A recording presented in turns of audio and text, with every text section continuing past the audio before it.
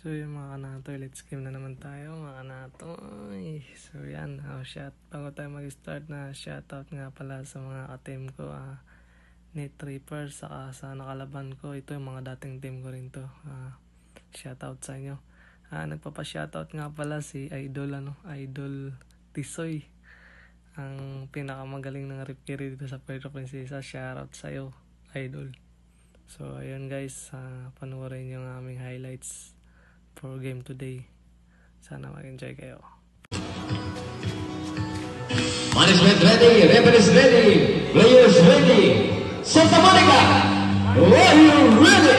Pananabakbakan ngayong gabi. Matutunghayan natin from a senior division.